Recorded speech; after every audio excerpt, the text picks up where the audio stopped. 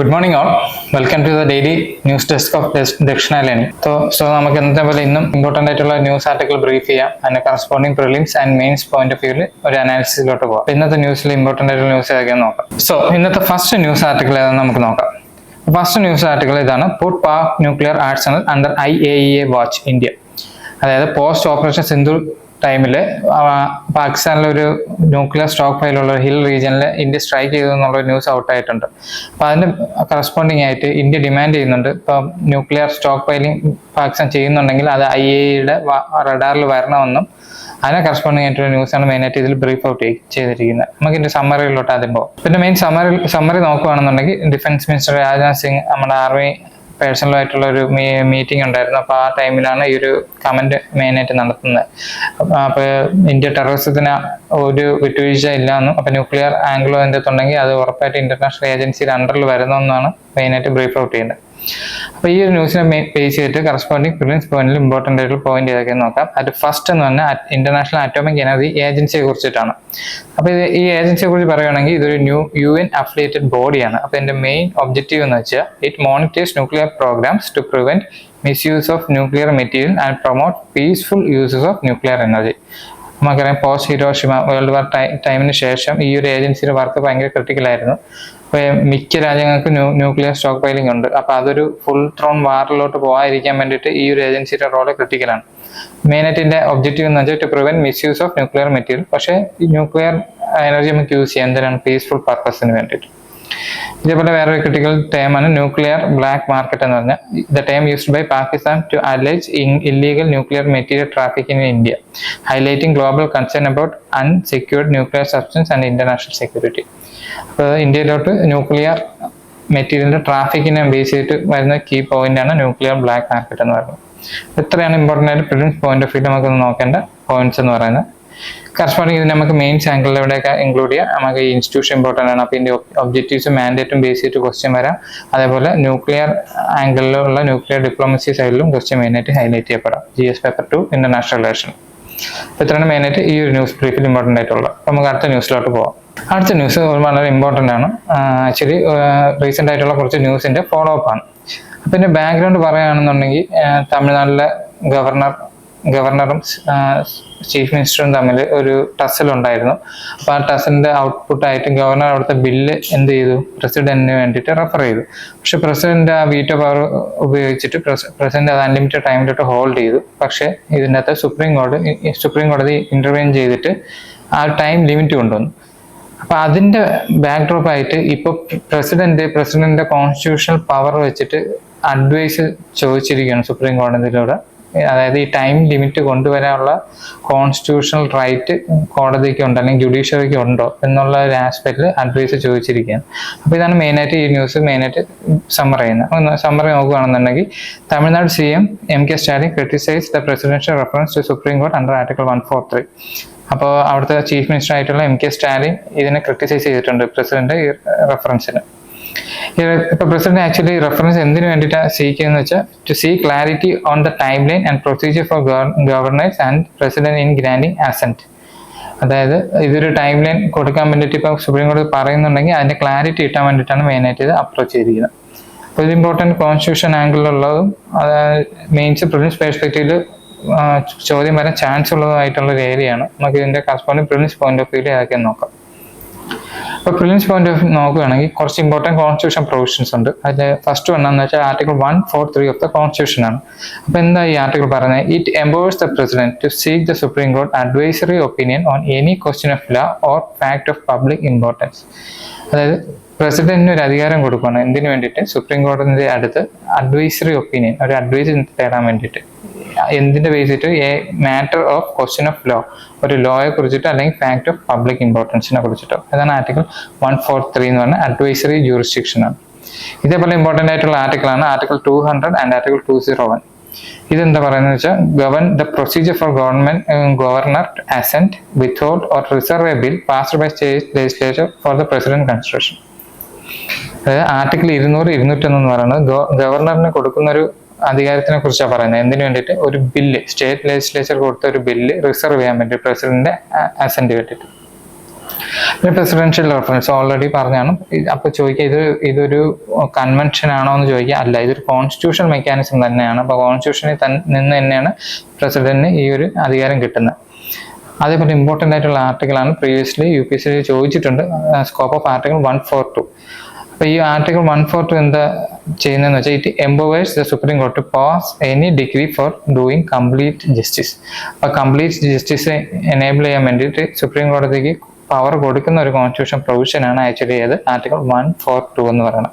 അപ്പോൾ ഈ ആർട്ടിക്കിൾ 142 ഒരുപാട് ക്രിറ്റിസിസം ഉണ്ടായിരുന്നു. ജുഡീഷ്യൽ ആക്ടിവിസ്റ്റ് ആവുന്നുണ്ട്, അല്ലെങ്കിൽ ജുഡീഷ്യൽ ഓവർ റീച്ച് ആവുന്നുണ്ടെന്നുള്ള ക്രിറ്റിസിസം ഈ ഒരു ആർട്ടിക്കിളിനെ ബേസ് ചെയ്തിട്ടുണ്ട്. ഇമ്പോർട്ടൻറ്റ് പോയിന്റാണ്. ഇതിനെക്കുറിച്ചുള്ള പല ഡീറ്റെയിലിംഗ് നിങ്ങൾ നോട്ട് പ്രിപ്പയർ ചെയ്യുമ്പോൾ വായിക്കുമ്പോഴേ നോക്കാം. ഇനി കറസ്പോണ്ടിങ് മെയിൻസ് പെർസ്പെക്റ്റീവിൽ നമുക്ക് എവിടെയൊക്കെ അനലൈസ് ചെയ്യുന്ന വെച്ചാൽ of course GS paper 2 polity and ഗവർണൻസിൽ തന്നെയാണ്. അതിൽ സെപ്പറേഷൻ ഓഫ് പവർ എന്ന ഹെഡിങ്ങിൽ നമുക്ക് നോക്കാം. അതേപോലെ സെൻട്രൽ സ്റ്റേറ്റ് റിലേഷനിൽ ഇത് ഇമ്പോർട്ടൻറ്റ് റോൾ ചെയ്യുന്നുണ്ട് ഈ ഒരു ന്യൂസ് ബ്രീഫിംഗ്.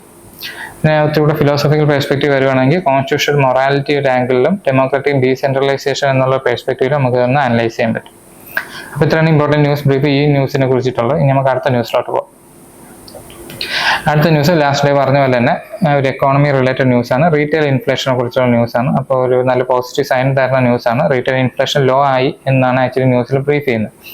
അപ്പോൾ ഇത് മെയിനായിട്ട് നമുക്ക് ഒരു ഇൻഡിക്കേഷൻ തരുന്ന എവിടെ നിന്ന് വെച്ചാൽ largely due to steep decline in vegetable pulse prices driven by high base effect. അതായത് ഇപ്പോൾ കറന്റ് മാർക്കറ്റിൽ ഉണ്ടായിരുന്ന വെജിറ്റബിൾ പ്രൈസ് ഇപ്പം കുറഞ്ഞിട്ടുണ്ട് എന്നാണ് ആക്ച്വലി പറയുന്നത്. ആക്ച്വലി ഇൻഫ്ലേറ്ററി ട്രെൻഡ് കുറഞ്ഞിട്ടുണ്ടെന്നാണ് പറയുന്നത്. പ്രൈസ് ആക്ച്വലി ആൾമോസ്റ്റ് സിമിലർ ആണെങ്കിലും അത് ഇൻഫ്ലേഷണറി ട്രെൻഡ് ഒന്നും കുറഞ്ഞിട്ടുണ്ട് എന്ന് പറയുന്നുണ്ട്. അതിന് മെയിനായിട്ട് പറയുന്ന ഒരു പോയിന്റ് എന്ന് വെച്ചാൽ ബേസ് എഫക്റ്റ് ആണ്. ഇതിനു മുമ്പ് ബേസ് ഇയർ കാൽക്കുലേറ്റ് ചെയ്തിരുന്നതിൽ നിന്ന് ഇപ്പോൾ ബേസ് ഇയർ മാറ്റി വെച്ചിട്ടുണ്ട്. അപ്പോൾ ആ റിലേറ്റീവ് ചേഞ്ച് ആണ് ആക്ച്വലി ഡിക്രീസ് ആയിട്ടുള്ളത്. പക്ഷെ ഒരു അബ്സല്യൂട്ട് ടേംസിൽ ഇപ്പോഴും പ്രൈസ് ഹൈ തന്നെയാണ്. അപ്പോൾ ഗവൺമെന്റ് എന്തൊക്കെ മെഷേഴ്സ് ചെയ്തിട്ടുണ്ടെന്ന് വെച്ചാൽ ബഫർ സ്റ്റോക്ക് മാനേജ്മെന്റ് നന്നായിട്ട് ചെയ്തിട്ടുണ്ട്, ഓപ്പൺ മാർക്കറ്റ് ഓപ്പറേഷൻ ചെയ്തിട്ടുണ്ട്, ഈസിങ് ഇമ്പോർട്ടിലുള്ള റെഗുലേഷൻ കർബ് ചെയ്യുന്നത് ആക്ച്വലി ഇൻഫ്ലേഷനെ കൂൾ ഡൗൺ ചെയ്യാൻ സഹായിച്ചിട്ടുണ്ട്. അപ്പോൾ ഇത്രയാണ് ഈ ന്യൂസിൽ മെയിനായിട്ട് ബ്രീഫ് ചെയ്യുന്നത്. നമുക്ക് ഇതിന്റെ കറസ്പോണ്ടിങ് പ്രിലിംസ് പോയിന്റ് ഏതൊക്കെ നോക്കാം. അപ്പോൾ ഇതിനകത്ത് ഇമ്പോർട്ടൻറ്റ് പ്രിലിംസ് പോയിന്റ് നോക്കുകയാണെന്നുണ്ടെങ്കിൽ ഫസ്റ്റ് റീറ്റെയിൽ ഇൻഫ്ലേഷൻ എന്താണെന്നുള്ളത്. അപ്പോൾ ഇത് മെഷർ ചെയ്യുന്ന കൺസ്യൂമർ പ്രൈസ് ഇൻഡെക്സ് വെച്ചിട്ടാണ്. അപ്പോൾ ഇത് എന്താണെന്ന് വെച്ചാൽ measures average change in prices faced by consumers. അപ്പോൾ കൺസ്യൂമേഴ്സ് അതായത് നമ്മളിപ്പോൾ ഡയറക്റ്റായിട്ട് പ്രൊഡക്റ്റ് വാങ്ങുന്ന ആൾക്കാർ ഫേസ് ചെയ്യുന്ന ഒരു പ്രൈസ് ചേഞ്ചസിനെയാണ് ആക്ച്വലി എന്ത് പറഞ്ഞാൽ റീറ്റെയിൽ ഇൻഫ്ലേഷൻ എന്ന് പറയുന്നത്. റീറ്റെയിൽ ലെവലിലുള്ള ഒരു പ്രൈസ് ചേഞ്ചാണ് ആക്ച്വലി റീറ്റെയിൽ ഇൻഫ്ലേഷൻ മെയിനായിട്ട് ഹൈലൈറ്റ് ചെയ്യപ്പെടുന്നത്. അതേപോലെ ഇമ്പോർട്ടൻ്റ് ആയിട്ടുള്ളൊരു ഇൻഫ്ലേഷൻ ആണ് ഹോൾസെയിൽ ഇൻഫ്ലേഷൻ. അത് മെഷർ ചെയ്യുന്ന WP വെച്ചിട്ടാണ്. അതായത് പ്രൊഡക്ഷൻ സമയത്ത് ഉണ്ടാകുന്ന ഒരു ഇൻഫ്ലേഷണറി ട്രെൻഡാണ് ആക്ച്വലി അത് ഹോൾസെയിൽ ഇൻഫ്ലേഷൻ എന്ന് പറയുന്നത്. ബേസ് എഫക്ട് അത് നേരത്തെ പറഞ്ഞ പോലെ തന്നെ it is a statistical phenomena where the current inflation is measured against abnormally high or low values in the base period skewing result. Statistical ഫിനോമിനയാണ് ആക്ച്വലി കാൽക്കുലേഷനിൽ വരുന്ന ഒരു ചേഞ്ചാണ്. അപ്പോൾ പ്രീവിയസ് ആയിട്ട് പ്രൈസ് കാൽക്കുലേറ്റ് ചെയ്യുന്നത് നമ്മൾ ബേസ് ഏത് ഇയറിൽ നിന്നാണ് റിലേറ്റീവ് ആയിട്ട് കാൽക്കുലേറ്റ് ചെയ്യുന്നത് അതിന് ചേഞ്ച് വരുമ്പോൾ ഉണ്ടാകുന്ന ഇൻഫ്ലേഷണറി ചേഞ്ചാണ് ആക്ച്വലി എന്ത് പറയുന്നത് ബേസ് എഫക്റ്റ് എന്ന് പറയുന്നത്. ഒന്നും കൂടെ ക്ലാരിഫൈ ചെയ്യുകയാണെന്നുണ്ടെങ്കിൽ ഇതിനു മുമ്പ് ബേസ് ഇയർ 2010 ആണെന്ന് നമ്മൾ കൺസിഡർ ചെയ്യുകയാണെന്നുണ്ടെങ്കിൽ ആ സമയത്തുണ്ടായിരുന്ന ഒരു ഇൻഫ്ലേഷണറി ചേഞ്ച് 5 എന്ന് കൺസിഡർ ചെയ്യുക. പക്ഷേ നമ്മൾ ഈ ബേസ് ഇയർ 2012 മാറ്റുമ്പോൾ റിലേറ്റീവ് ചേഞ്ച് എന്താവും 5 3 അപ്പോൾ ആക്ച്വലി നമുക്ക് എന്താണ് ഇൻഫ്ലേഷണറി ചേഞ്ച് കുറഞ്ഞു എന്നുള്ളൊരു ഫീൽ ഉണ്ടാവും. പക്ഷേ ആക്ച്വലി പ്രൈസ് റൈസ് ഇപ്പോഴും റിയാലിറ്റിയിൽ റിഫ്ലക്ട് ചെയ്യുന്നുണ്ട്. ഇതേപോലെ ഒരു ഇമ്പോർട്ടൻ്റ് ആസ്പെക്റ്റ് ആണ് ബഫർ സ്റ്റോക്ക്. ബഫർ സ്റ്റോക്ക് എന്നാണ് food grain reserve maintain by government. അപ്പോൾ ഗവൺമെന്റ് മെയിൻറ്റെയിൻ ചെയ്യുന്ന ഫുഡ് ഗ്രെയിൻ റിസർവ് ആണ് ആക്ച്വലി ഇത് ബഫർ സ്റ്റോക്ക് എന്ന് പറയുന്നത്. ഇത് മാനേജ് ചെയ്യുന്നത് ഫുഡ് കോർപ്പറേഷൻ ഓഫ് ഇന്ത്യ. അതുപോലെ ഇമ്പോർട്ടൻറ്റ് കീവേഡ് ആണ് ഓപ്പൺ മാർക്കറ്റ് ഓപ്പറേഷൻ എന്ന് പറഞ്ഞാൽ ഇത് ആക്ച്വലി RBIയുടെ ഒരു ടൂളാണ്. ഇത് action by the RBI to control liquidity by selling government security. അതായത് മാർക്കറ്റിലെ ലിക്വിഡിറ്റി കൺട്രോൾ ചെയ്യാൻ വേണ്ടിയിട്ട് RBI നടത്തുന്ന ഒരു ഓപ്പറേഷനാണ് ആക്ച്വലി ഇത് ഓപ്പൺ മാർക്കറ്റ് ഓപ്പറേഷൻ എന്ന് പറയുന്നത്. ഇതെങ്ങനെ ഇവർ ക്യാരി ഔട്ട് ചെയ്യുന്നതെന്ന് വെച്ച് കഴിഞ്ഞാൽ സെക്യൂരിറ്റീസും ഗവൺമെന്റ് സെക്യൂരിറ്റി ബൈ ചെയ്യും സെല് ചെയ്യുകയും ചെയ്തിട്ടാണ് ആക്ച്വലി ചെയ്യുന്നത്. ഇതേപോലെ ഇമ്പോർട്ടൻ്റ് ആണ് ഡൈനാമിക് ഫ്യൂവൽ പ്രൈസിങ് പോളിസി എന്ന് പറയുന്നത്. ഈ പോളിസി കൊണ്ട് എന്താണ് മെയിനായിട്ട് കൺസിഡർ ചെയ്യുന്നത് വെച്ചാൽ ഗ്ലോബൽ ക്രൂഡ് ഓയിൽ പ്രൈസിനനുസരിച്ച് ഡെയിലി നമ്മുടെ ഫ്യൂവലിന്റെ പ്രൈസിനെ അങ്ങോട്ടും ഇങ്ങോട്ടും ഫ്ലെക്സിബിളായിട്ട് ചേഞ്ച് ചെയ്യുക എന്നുള്ള ആസ്പെക്റ്റിലാണ് എന്ത് വരുന്നത് ഡൈനാമിക് ഫ്യൂവൽ പ്രൈസിങ് പോളിസി വരുന്നത്. ഇപ്പോൾ ഗ്ലോബലി ഉണ്ടാകുന്ന ട്രെൻഡ് നമ്മുടെ ഫ്യൂവൽ പ്രൈസിലും ആക്ച്വലി റിഫ്ലക്ട് ചെയ്ത് വരും. പക്ഷെ ഇപ്പോഴും ക്രിറ്റിസിസം ഫേസ് ചെയ്യുന്നുണ്ട്, ഇത് നല്ല രീതിയിൽ ഇംപ്ലിമെന്റ് ചെയ്തിട്ടില്ല എന്നുള്ള രീതി. അപ്പോൾ ഇനി മെയിൻസ് പോയിന്റ് ഓഫ് വ്യൂ നമ്മൾ നോക്കുകയാണെന്നുണ്ടെങ്കിൽ ഇത് നമുക്ക് GS പേപ്പർ 3 ഇന്ത്യൻ എക്കോണമിയിലോട്ട് ഇൻക്ലൂഡ് ചെയ്യാൻ പറ്റും. എസ്പെഷ്യലി ഇൻഫ്ലേഷൻ ട്രെൻഡ്, അതുപോലെ government policy tools, monetary policy, ഇങ്ങനെയൊക്കെയുള്ള ആസ്പെക്റ്റിൽ നമുക്ക് ഒരു ഫോൾഡറിൽ ഇൻക്ലൂഡ് ചെയ്യാൻ പറ്റും. Especially measures taken by the government control inflation എന്നുള്ള ബ്രോഡ് തീമിൽ. അപ്പോൾ ഇത്രയാണ് ഈ ന്യൂസിൽ മെയിനായിട്ട് ബ്രീഫ് ഔട്ട് ചെയ്യുന്നത്. നമുക്ക് അടുത്ത ന്യൂസിലോട്ട് പോകാം. അടുത്ത ന്യൂസും ഒരു ഇമ്പോർട്ടൻ്റ് ആണ്. ഇത് റൈറ്റ് ബേസ്ഡ് ഇഷ്യൂ ന്യൂസ് ആണ്. ഏത് ആർട്ടിക്കിളായിട്ട് ലിങ്ക് ചെയ്തിട്ടുണ്ട്? ആർട്ടിക്കിൾ 21 ആയിട്ട്. എന്താ ന്യൂസ് പറയുന്നത്? Does article 21 include right to digital access? അതായത് article 21 right to personal liberty എന്ന് പറഞ്ഞ ആർട്ടിക്കിളിൽ ഡിജിറ്റൽ ആക്സസ് ഇൻക്ലൂഡ് ചെയ്തിട്ടുണ്ടോ എന്നാണ് ചോദിക്കുന്നത്. അപ്പോൾ ഇതിന് ബാക്ക്ഗ്രൗണ്ട് എന്താണെന്ന് വെച്ചാൽ, on April 30 the Supreme Court reinterpreted Article 21 of the Constitution to affirm right to digital access as part of right to life and directed the revision of KOIC digital norms to make them accessible to person with disability. അതായത് ഇതൊരു നമുക്ക് vulnerable section of പോപ്പുലേഷനെ നമുക്ക് consider ചെയ്യാം, person with disability. അപ്പോൾ അവർക്ക് right to digital access പലപ്പോഴും ഒരു ബാരിയറായി മാറാറുണ്ട്. എസ്പെഷ്യലി ബ്ലൈൻഡ് ഇഷ്യൂ ഉള്ള ആൾക്കാർക്കാണ് മെയിനായിട്ട് ഇത് അഫക്റ്റ് ചെയ്യുന്നത്. അപ്പോൾ ആ ഒരു ഡിസബിലിറ്റി എന്നുള്ള ആസ്പെക്റ്റ് അവർക്ക് ഒരിക്കലും അവർക്ക് ഒരു റൈറ്റ് അച്ചീവ് ചെയ്യാൻ ഉണ്ടാകാൻ പാടില്ല എന്നുള്ളൊരു ആംബിറ്റ് ഉള്ളത് കൊണ്ട് തന്നെ ഈ ഒരു ആർട്ടിക്കിൾ 21 സ്കോപ്പ് ഒന്നും കൂടെ എൻലാർജ് ചെയ്യുകയുണ്ടായി സുപ്രീം കോടതി. അപ്പോൾ ആർട്ടിക്കിൾ 21 അവർ ആ സ്കോപ്പ് എൻലാർജ് ചെയ്തിട്ട് റൈറ്റ് ടു ഡിജിറ്റൽ ആക്സസ് ഒരു ആംബിറ്റിൽ കൊണ്ടുവന്നിട്ടുണ്ട്. അപ്പോൾ ഇങ്ങനത്തെ ഒരു ബാരിയർ വരുന്നത് ആക്ച്വലി വേറെ കുറച്ച് ആർട്ടിക്കിളിനെ ബാധിക്കുന്നുണ്ട്. Article 14 equality, article 15, article 21 and article 38 also.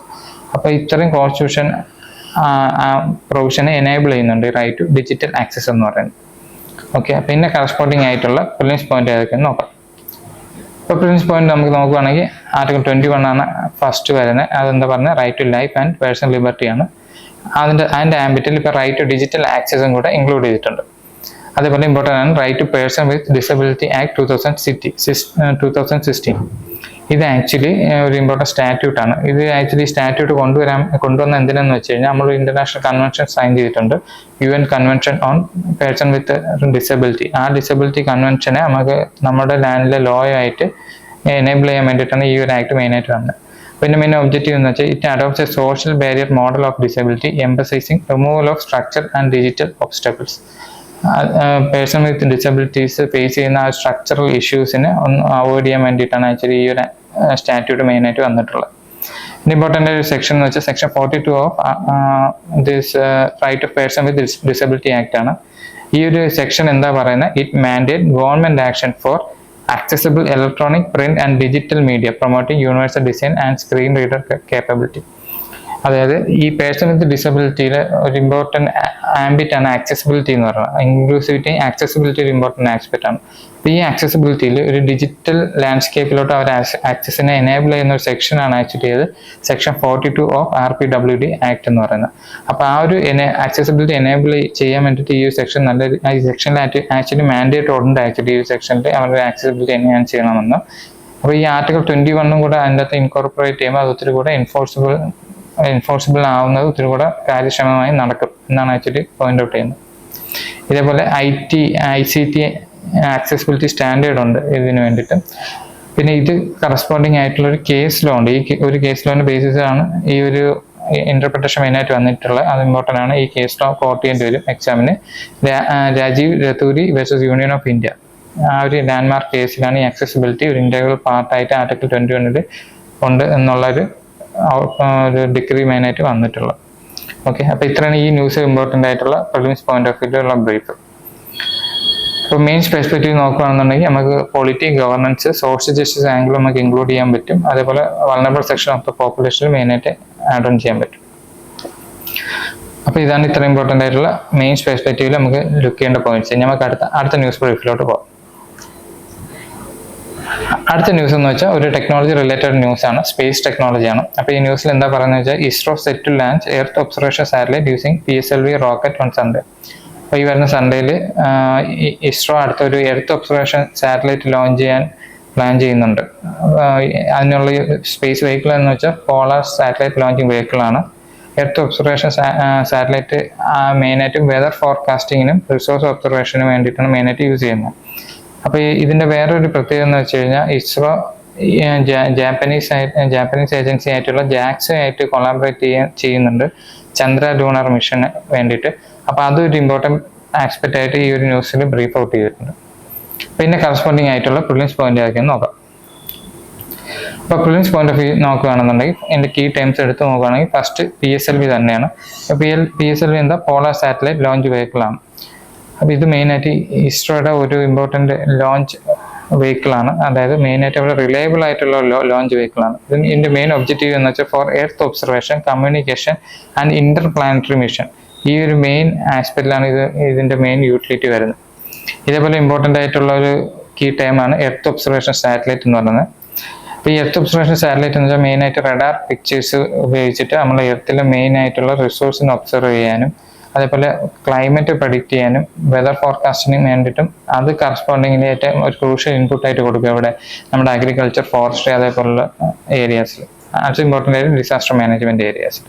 അപ്പോൾ അതാണ് ആക്ച്വലി മെയിനായിട്ട് EOS 9 ബേസ് ചെയ്തിട്ടുള്ള പോയിന്റ് എന്ന് പറയുന്നത്. പിന്നെ ഇമ്പോർട്ടൻ്റ് ആയിട്ടുള്ള നമുക്ക് അറിയേണ്ട അതിൻ്റെ കുറച്ച് ഇൻസ്റ്റിറ്റ്യൂഷൻ ലെവലിൽ നോക്കുകയാണെങ്കിൽ Satish Dhawan space centre important institution ആണ് ഇസ്രോയുടെ. ഇസ്രോസ് പ്രൈമറി ലോഞ്ച് ഫെസിലിറ്റി എവിടെ ലൊക്കേറ്റ് ചെയ്തിട്ടുള്ള ആന്ധ്രാപ്രദേശിൽ ലൊക്കേറ്റ് ചെയ്തിട്ടുള്ള. അതുപോലെ Chandrayaan mission, India's lunar exploration program in collaboration with JAXA ആയിട്ടാണ് ഇന്ത്യ ഇപ്പോൾ കൊളാബറേറ്റ് ചെയ്യാൻ പോകുന്നത് ജപ്പാനീസ് ടെക്നോളജി ആയിട്ട്.